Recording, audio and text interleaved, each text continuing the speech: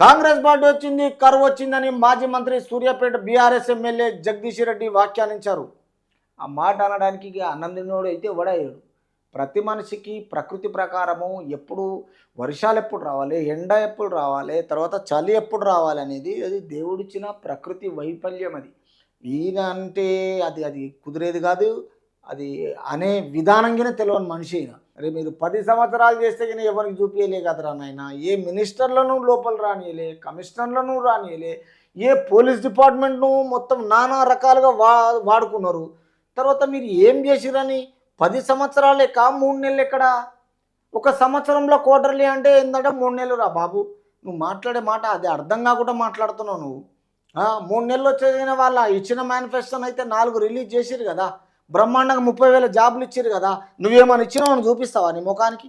చూపియాడు పోయి. మీ సీఎం ఉన్నాడు కదా, బిడ్డ లిక్కర్ దందా చేసింది, కొడుకేమో పేపర్ లీకేజ్ చేసిండు, తర్వాత నేనేమో ఎలక్ట్రిసిటీ డిపార్ట్మెంట్లో మొత్తం కుంభకోణం చేసిన.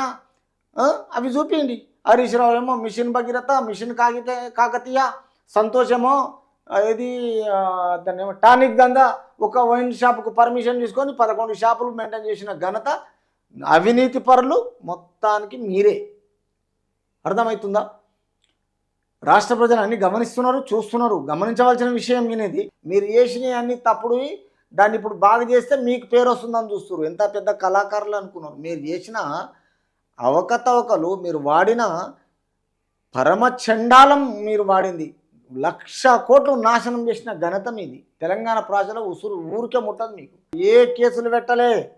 మీకు మేడిగడ్డ పోవడానికి పర్మిషన్ ఇచ్చింది, ఇంద్ర పార్కులో ధర్నాలు పెడుతుంటే పర్మిషన్ ఇచ్చింది. మీకు అసెంబ్లీలోకిన ఏ రోజుకినా మీకు మైకులు ఆఫ్ చేయలేదు. వాళ్ళకు మీకు పోల్చుకుంటే ఏమైనా ఉందా?